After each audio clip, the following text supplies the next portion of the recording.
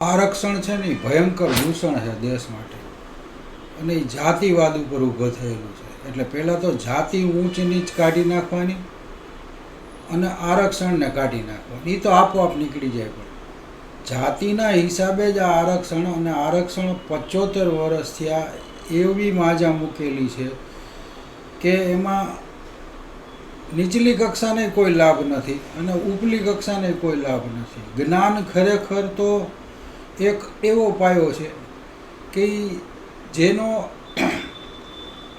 ભંડારો વધુ, જ્ઞાન જેની પાસે વધુ, એ પરીક્ષામાં ઉત્તીર્ણ થાય, એ પરીક્ષામાં ઊંચો આવે તો સારી વાત છે. હવે આજે આ જોઈ લો, આ છોકરાઓ વાત કરે છે કે આટલા મેરિટમાં ઓછું મેરિટ હોય તો એ ડાક્ટર થઈ જાય, પછી ડાક્ટરીમાં શું ભણે, અને જે વધુ જ્ઞાન લઈને બેઠો છે એ ડાક્ટર થાય છે તો એની ડાક્ટરીમાં ફેર તો હોય ને. એટલે જ માણસો હવે સરકારી હોસ્પિટલોમાં જાતા બંધ થયા છે, પ્રાઇવેટ હોસ્પિટલોનો મારો થઈ ગયો છે. ડૉક્ટરની હાખ જોઈને માણસો જાય છે, વકીલ પાસે માણસો હાખ જોઈને જાય છે. આ બધું આખા ભારતમાં આ તૂત જ્યારે આ 70 વર્ષ પહેલાંથી ચાલુ થયું ત્યાર પછીની અત્યારની પરિસ્થિતિ તમે જુઓ. અત્યારે મોટા સાહેબો હોય તો એ નીચલી કક્ષામાંથી ઉપર આવેલા હોય અને પાછા ઉપરના હોય જે વધુ જ્ઞાન ધરાવતા હોય કે જેના પરીક્ષામાં વધુ માર્ક મળ્યા હોય, એ બિચારો સબ ઇન્સ્પેક્ટર હોય, અને જે ઓલો મેરિટમાં જેને કાંઈ છે નહીં એને આ કોમને હિસાબે, એની નીચલા વર્ગને હિસાબે ઉપર સીધી બઢતી આપવામાં આવે તો એ ડીવાયએસપી થયો હોય. તો ડીવાયએસપી આને હુકમ કરે તો ઓલાને ક્યાંથી સારું લાગે?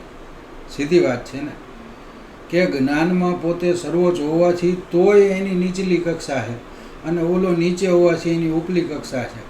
એટલે આ બધું તૂત આરક્ષણનું છે ને એ હવે પૂરું કરવું જોઈએ. અને હવે કોઈ જાતિવાદ રાખવાની વાત નથી. સર્વે ધર્મ બધા સરખા જ છે, સર્વે નાતે બધી સરખી છે, એમાં કોઈ નથી. અને એ જાતિ છે એ આપણી પર્સનલ છે, એને કાંઈ દેશમાં દેખાડો કરવાની જરૂર નથી. દીકરા દીકરીના તમે સંબંધ કરશો તો તમારી જાતિમાં કરશો, કાંઈ તમે બીજા વર્ણમાં જાશો નહીં. અને જાશો અથવા ફ્રી માઇન્ડના હશો તો એ એના કુટુંબીજનો છે, આપણે ક્યાં એમાં જોવાનું છે? આપણા સમાજનો હોય તો એ ઘણા એમ કહે છે કે આની દીકરી આની હારે વહી ગઈ, આની દીકરી આને, પણ એ એનો પરિવારનો પર્સનલ મામલો છે. એનેથી કાંઈ કોમને લાંછન નથી લાગતું, પરિવારને લાગે છે. એના સંસ્કારો હલકા દેખાય છે, આપણે હલકા નથી દેખાતા. જે જેની રહેણી કહેણી એ મુજબ. એમાં આરક્ષણ કે આ કોઈ લાવવાની વાત જ નથી. હવે દેશમાં સૌ સરખા, એટલે આરક્ષણ નાબૂદ થાય તો સારી વાત છે.